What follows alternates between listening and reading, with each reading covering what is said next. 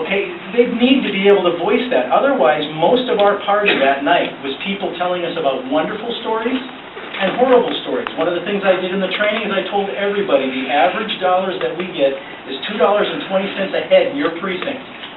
One lady came in and proudly announced that she got $5.75 a person out of her 100-count precinct. That was her goal for the night, and she had a blast selling that. Have fun. And the last one is, let's get this survey out to some other people that actually aren't activists, that can start to understand the process. Thank you. Jim, thank you for those points. They're all well taken. Thank you very much. Well, let me see if there's any questions first now. Thank you, Jim. Just to summarize, to make sure I understand what you're saying. Go on, sir. Please, David. I have a question about the ballot recounts. I didn't think that the state party at any point was concerned with seeing the actual ballots or any form of validation beyond the signed Form Es. Can you comment on that? We were asked for the ballots. I told them I destroyed them. Yes, I did. Your paid employees. I already have a bad history with the gentleman who you guys promoted. Were you asked for the ballots for the entire county or for specific? Yes. I was even told that I didn't have the right to destroy them. Well, I destroyed mine too, so it's the same page there. One other comment. Go ahead, You David. mentioned the information about the caucus convention process and how to become delegates. One of the things that the state party has stayed out of is the method by which counties choose their delegates to the district convention. Yeah, we could explain that when we explained all the way to state level for Lake County. What I mean is that every county is completely different, and I've discovered this year that, in fact, they're so different as to be non-recognizable. I'm sort of out of the purview of this committee, but one of the things that I'm asking people about as a state central committee member is, should the state party set up some guidelines? Maybe not one guideline, but maybe choose Plan A, Plan B, Plan C, Plan D. But that's out of this committee's purview. To answer that question directly, I've been talking with several small county leaders, past chairs, and these do not have one-size-fits-all. Lynn County in the past has had as few as 57 delegates paid to go to state.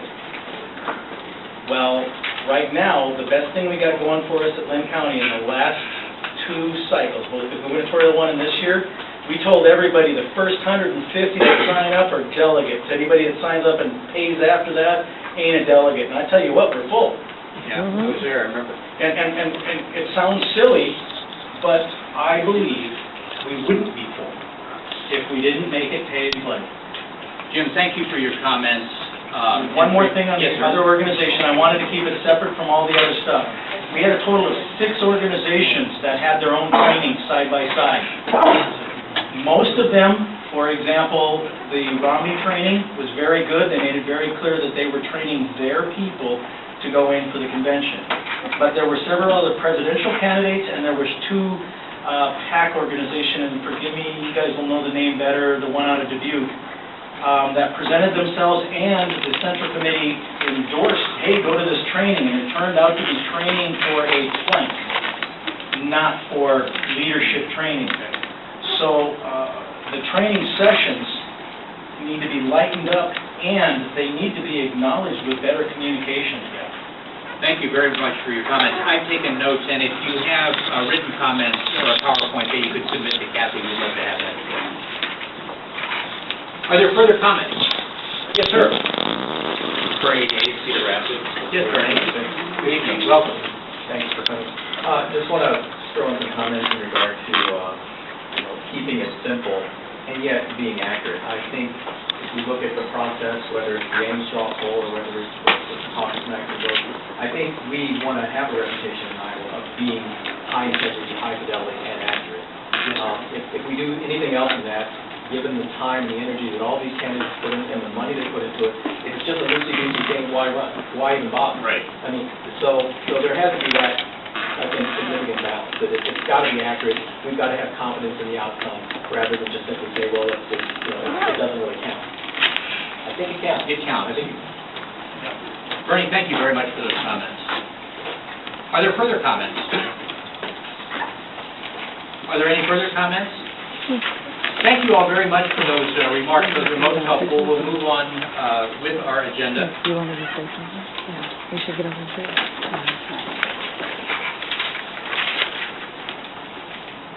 And the next item on the agenda is a survey. Some reference was made to the survey, and most of you have copies of it, and copies have been distributed, and there should be some extra copies over on the table there, if anybody would like them.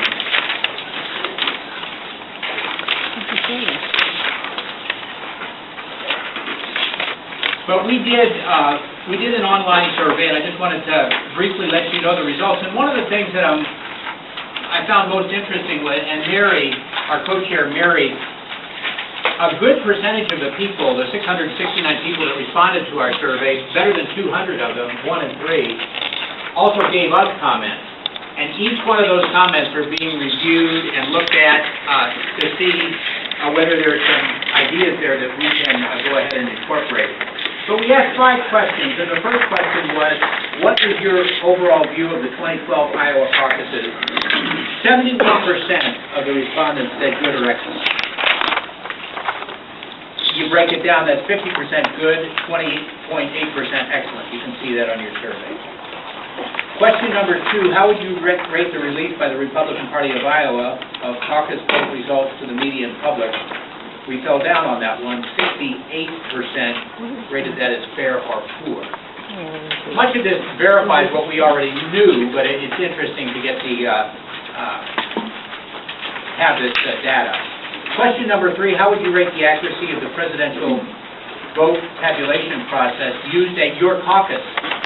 This had the highest positive response at 79%, good or excellent, felt that it was an accurate count within their precinct caucus. Question number 4, if you were a leader, how would you rate the caucus training that you received? 62% of those that received training said it was excellent or good, but you can see down at the bottom, many did not receive training.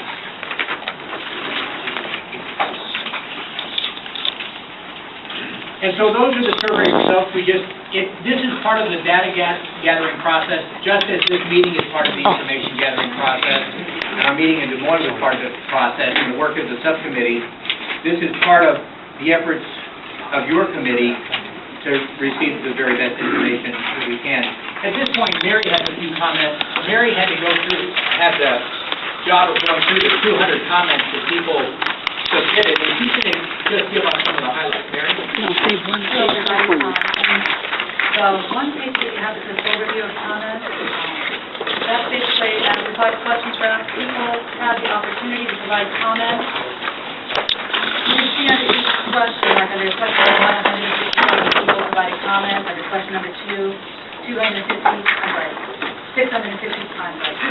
provided comments. So I just went through and read those, and I gave just an overview of what I saw there. And basically, 37% of those that added comments were basically complimentary of the process overall. Critical of the process overall, about 12%. Critical of just the reporting process, about 61%. In other words, they might have answered the question number 1 or question number 2, but they also had something to say about reporting. That seemed to be the overriding concern that people had is the reporting. Critical of the training, about 21%. Critical of location, about 7%. A lot of that had to do with the unexpected turnout, and I think what was referenced in previous conversations, people had to wait too long, so possibly they noticed that people were leaving, and they commented on that as they answered the survey. People that had something to say about critical of training, about 21%. Critical of the operation itself, the operation of the caucus, whether it was just lack of organization or lack of leaders knowing how to effectively conduct it, about 29%. And those are just collectively, as I was doing this tallying of all the different comments that came in from the 5 different questions. Some specific suggestions that seem to reoccur throughout the comments. Saw several times official ballots versus, and these are my paraphrases of what people actually said, but official ballots versus just random papers or things like that. So provide maps or addresses of surrounding precincts or caucus locations, so people, if they were at the wrong location, would know where to go by being at the incorrect location. provide online interactive training, certification of caucus volunteers. Some folks mentioned things to do with corruption or fraud. A lot of folks, or a few folks anyway, at least said they did not approve of same-day registration or political party changes, and they might have added something there that leads to the corruption or fraud. A couple of interesting things: provide video on the RPI webpage for caucus attendees, so they would know without going to any training, if it was just available online, what to expect. So that can help remind people of things that you brought up here tonight already, reminding that the votes are completely non-binding, and provide assistance maybe for training people who want to speak on behalf of candidates. And I saw a few times throughout there, neutrality of the leaders. I don't know if they mean the caucus leaders or leaders in general, but it can be perceived either way just from what you read in the comments. Some of the criticisms that were throughout most of the comments